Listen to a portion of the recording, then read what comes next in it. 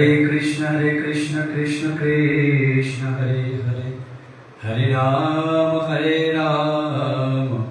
राम राम हरे हरे। सर्वप्रथमे अस्मदीय गुरु पाद पद्म जगद्गुरु नित्युल्लाह वैष्णव विष्णुपाद अष्टोत्तर शतश्री श्री श्रीमद् भक्ति वेदांत पर्यटक गोस्वामी गुरु महाराज श्री रातुल चरणे अनंत कोटि दंडवत प्रणाम ज्ञापन करी ও তাহার অহেতুকী কৃপার আশীর্বাদ প্রার্থনা করি। তৎপশ্চাৎ অভিন্ন গুরুপাদ পদ্ম জগদ্গুরু নিত্যলাভ বৈষ্ণব বিষ্ণুপাদ অষ্টদর শতশ্রী শ্রী শ্রীমদ্ ভক্তি বেদান্ত বামন গোস্বামী মহারাজ শ্রী রাতুল চরণে অনন্ত কোটি দণ্ডবত প্রণাম জ্ঞাপন করি, তাহার প্রাণ ভরা কৃপা আশীর্বাদ প্রার্থনা করি। তৎপশ্চাৎ নদীয় শিক্ষাগুরু পরম বন্দনীয় ত্রিদণ্ডী স্বামী ভক্তিবেদান্ত ভক্তিসার মহারাজ ও মঞ্চে ভূমিষ্ঠ সমস্ত সন্ন্যাসী বৃন্দ, বৈষ্ণববৃন্দ, মাতৃবৃন্দা সবাইকে যথাযোগ্য দণ্ডবত প্রণাম জ্ঞাপন করি। সবাই প্রাণ ভরা কৃপা আশীর্বাদ প্রার্থনা করি। আজ আমার বড় সৌভাগ্য, মহারাজ কৃপা করে আদেশ করেছেন কিছু বৈষ্ণব সেবা মহিমা কীর্তন করার জন্য। মহারাজ এখনই একটা সুন্দর কথা উপস্থাপন করলেন যে আমরা বৈষ্ণবকে বিচার করতে থাকি, তাহলে বৈষ্ণব সেবা করব কি করে?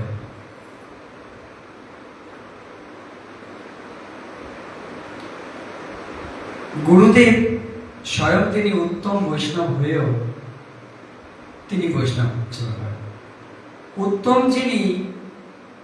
উত্তম বৈষ্ণব সবাইকে তিনি প্রভু দেখেন, সর্বত্র তিনি কৃষ্ণময় দেখেন।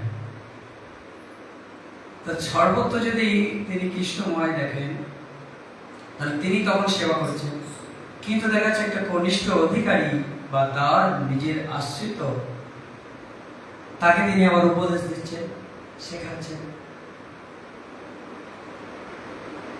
বলছেন ওটাও বৈষ্ণব সেবা।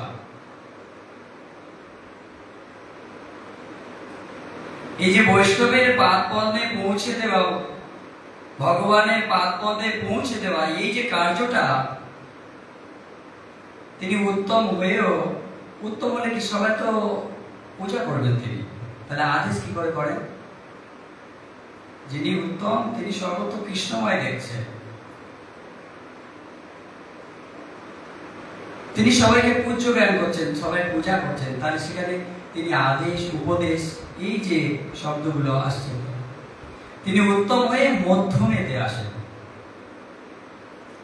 তিনি কিন্তু সদা সর্বদা উত্তম, কারণ কোথাও বলছেন শাস্ত্রে সাক্ষাৎ হরিতে, সেই হরি তিনি সাক্ষাৎই গুরু রূপে এই জগতে আসছেন। আবার কোথাও বলছেন তিনি ভগবানের নিজজন, পৃষ্ঠজন, প্রিয়জন, তিনি শ্রেষ্ঠ কিন্তু উত্তম, তিনি মধ্যমে এসে তিনি আমাদেরকে শেখান। নিজে আচরি ধর্ম অন্যেরই শেখান, নিজে না আচরি শেখানো না যায়। কাহা আচার্য? আচার্যকে আচার্যবান যিনি আচরণ করেন স্বয়ং, যিনি নিজে করে অপরকে শেখান। ভারত ভূমিতে মনুষ্য জন্ম হইয়াছে যাহা, জনম সার্থক করি কর পরোপকার। এই যে বাক্যটা আছে শাস্ত্রে, আমাদের গুরুপর্ব তেনারা অনেক অনেক শ্রেষ্ঠ, মানে আমাদের যে ভাষা, আমাদের যে জ্ঞান, আমাদের এই বুদ্ধি, আমাদের পাণ্ডিত্য, মহারাজ এখনই বললেন যে আমাদের পাণ্ডিত্য দ্বারা ওটা বিচার করা যাবে না। আমরা যেটা করেছি যে কনিষ্ঠেরও কনিষ্ঠ, তাহলে করা যাবে না। তখনই বৈষ্ণব সেবার সুযোগ আমরা গ্রহণ করতে পারি। মহারাজ এক্ষুনি অপরাধের কথা অনেক বললেন। ইয়ে ঘোর সংসারে পড়িয়া মানব না পায় দুঃখের সে, সাধু সঙ্গ করে হরি ভজে যদি তবে অন্ত হয় ক্লেশ। এই কীর্তনের মধ্যে বলছেন এই সংসারে যত কিছু আমাদের দুঃখ আছে সাধু সঙ্গ হরি ভজন, কিন্তু তারপরে লাইনে বলছে কেমন করে সাধু সঙ্গ কেমন করে হরি ভজন করতে হবে। সংসার অনলে জ্বলিছে হৃদয়, অনলে মারয়ে অন, অপরাধ ছাড়ি লয়ে কৃষ্ণ নাম, অনলে পরয়ে জয়। এই যে অপরাধ ছেড়ে কৃষ্ণ নাম করার কথা বলছে, তখনই এই যে সংসার যে রূপী দাবানলের কথা বলা হচ্ছে সেখানে শান্ত হবে। সেই শান্ত চিত্তে তবে আমরা হরিভজন করতে পারব। এই যে অপরাধ যে মহারাজ বলল, অপরাধটা হচ্ছে কেন? কারণ অপরাধের মূল কারণটা কি? শাস্ত্র হচ্ছে ভয়ম দ্বিতীয় অভিনিবেশ সদস্য। ভয়ম দ্বিতীয় অভিনিবেশ। দ্বিতীয় অভিনিবেশ মানে, অভিনিবেশ বলতে এখানে আসক্তি বলা হচ্ছে। দ্বিতীয় অভিনিবেশ মানে ভগবানকে বাদ দিয়ে, গুরু পাদ পদ্ম বাদ দিয়ে কোন বিষয়, যে কোনো বিষয়, বস্তুও বিষয় আর ব্যক্তিও বিষয়, সেই বিষয়ে আসক্তি হওয়া মানে দ্বিতীয় অভিনিবেশ। আর এটাই ভয়ের কারণ, এটাই হচ্ছে দুঃখের কারণ। আর এখান থেকেই অপরাধ জন্মায়। আমাদের অপরাধটা এখান থেকে, আমরা যখন ওই গুরু পাদ পদ্মকে ত্যাগ করি। মানে কেমন? মহারাজ বললেন না, এই যে বিশ্বাস নেই।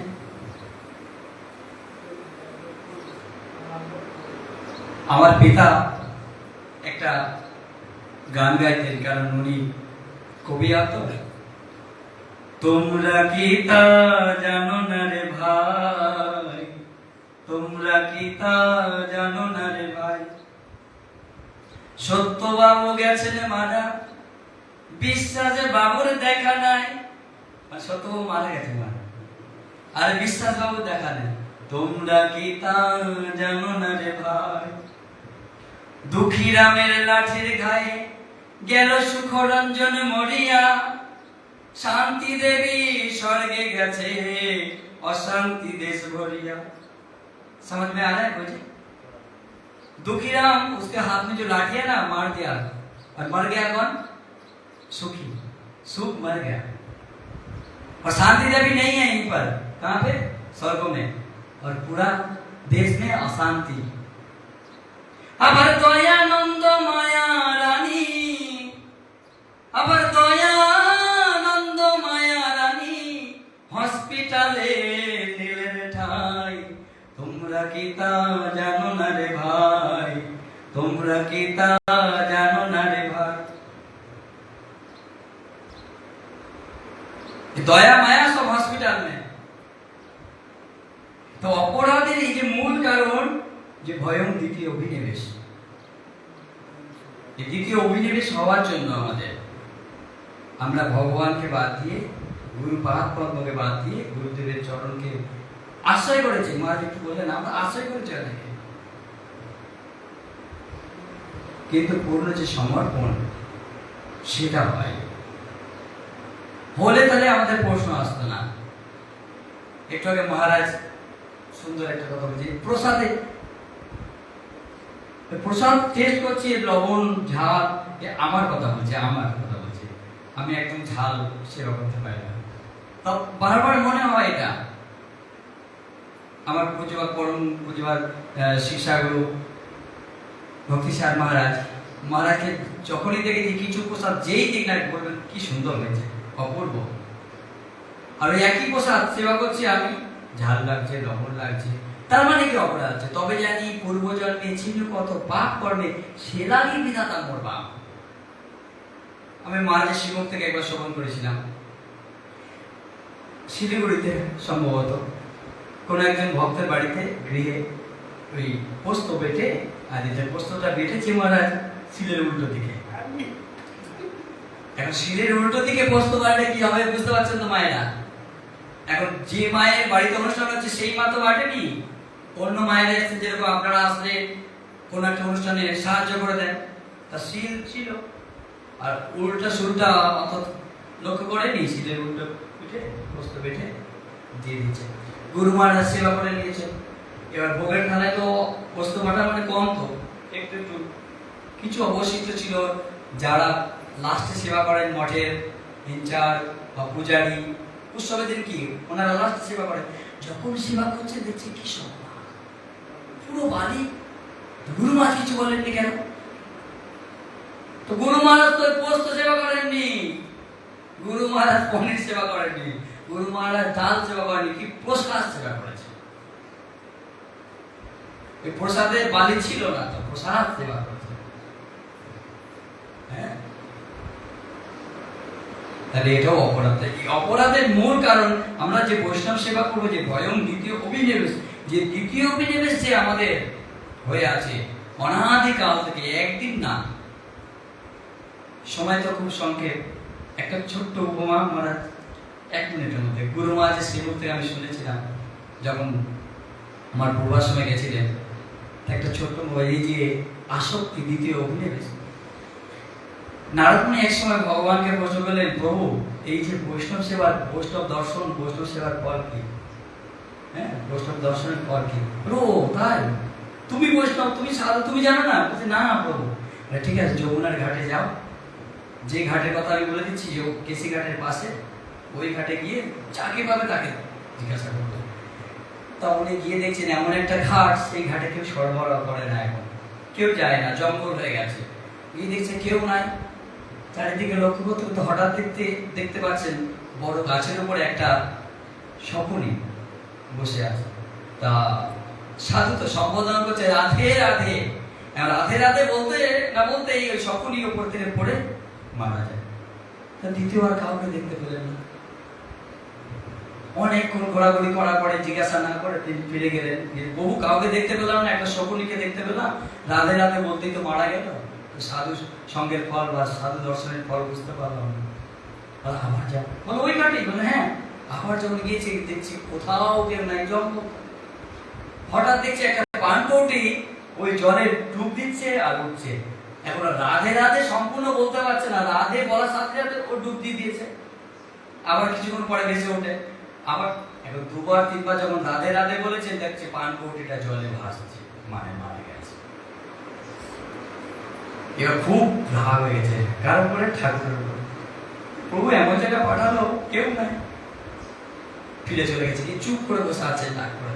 কি হলো নারদ? বলে আর আপনার কথা শুনবো না, যাবো না কোথাও। না না একবার যাও। না, 2বার গেলাম, কিচ্ছু বুঝতে পারলাম না, দুটো পাখি মারা গেল রাধে রাধে শুনে। একবার যাও। তার একবার বলছে এবার কেসি ঘাটে যাও। কেসি ঘাটে যখন গিয়ে উপস্থিত হচ্ছেন একজন সুন্দর কিশোরী, একজন গোপী, তিনি জল আনতে আসছেন, আর দ্বিতীয় কেউ নাই। তা নারদমুনিকে দেখে সম্বোধন করে, হে মুনিবার, আমার প্রণাম গ্রহণ করুন, আপনি কেমন আছেন জিজ্ঞেস করছেন। আর আপনি কেন এসেছেন আমি জানি। সে কি? বলে হ্যাঁ, আপনি কেন এসেছেন আমি জানি। বলে কি কারণে? তাহলে বলো। আপনি জানতে এসেছেন যে সাধু সঙ্গের ফল কি, বৈষ্ণব দর্শনের ফল কি। বলে আপনি বুঝতে পারেননি? বলছে না, আপনি এর আগে 2বার এসেছিলেন এখানে, সেটাও জানো? বলছে হ্যাঁ। বলে এখন আমি বুঝতে পারিনি? বলছে না। বলে আমি যখন প্রথম এসেছিলেন না, তখন আমি ছিলাম সহকর্মী। আপনাকে দর্শন করার পরে আপনার মুখ থেকে রাধে নাম শুনে আমার সকল জন্ম চলে গেছে, কিন্তু দ্বিতীয় জন্ম হয়ে গেছে কি ওই পানকৌটি। কেন জানেন? আমি সবসময় চিন্তা করতাম আমি তো শকুন জাতি, আমি ওই মরা দুর্গন্ধ পচা ওই মাংস খেতাম, আর এই পানকৌটিটা কি সুন্দর জলে কাঁচা টাটকা টাটকা মাছ ধরে খায়। আমাদের লোভ হয় না? সবার কিছু না কিছু বস্তুতে লোভ। হ্যাঁ, তো এই একটু আসক্তি থাকার জন্য দ্বিতীয় জন্ম আমার হয়ে গেল পানকৌটি। তখন আমার জ্ঞান ছিল, যেটা ভরত মহারাজের কথা আপনারা জানেন, জ্ঞান ছিল, তাই আমি জানি আপনি আসবেন। আপনি আবার এসেছেন, আমি কিচ্ছু উত্তর দিইনি। আপনার শ্রীমুখ থেকে আমি রাধে রাধে নাম শুনে আমার এই দ্বিতীয় জন্ম চলে গেছে। আর তৃতীয় জন্ম আমি এই ব্রজের গোপ গিয়ে গোপী হয়ে, যেটা সব থেকে শ্রেষ্ঠ জন্ম, সেই জন্ম আমি লাভ করেছি। এটা আপনার কৃপা। সাধু সঙ্গের ফল হচ্ছে সেই ভগবত চরণ লাভ করা। আমি এখানে হরিকথা বিশ্রাম দিচ্ছি। বাঞ্ছা কল্পতরু বস্য কৃপা সিন্ধু বৈবচ পতিতানাং পাবনেভ্যো বৈষ্ণবেভ্যো নমো নমঃ। হরে কৃষ্ণ। শান্তিপ্রাণী প্রভু বেশ সুন্দর সুললিত ভাবগম্ভীর তত্ত্বকে বর্ণনা করেছেন। মৃতঞ্চ সারঞ্চ বাগ্মী। অন্তিমকালে সবাই কি করে দেখেছেন না? উৎসবে যখন হয় শেষকালে মধুরেণ সমাপয়েৎ, অন্তিমকালে মিষ্ট দ্রব্যকে প্রদান হয়। আর অনেক কিছু করার পরে কি থাকে? নির্যাস, সার। আমাদের পূজ্যপাদ ভক্তি বেদান্ত ভক্তি সার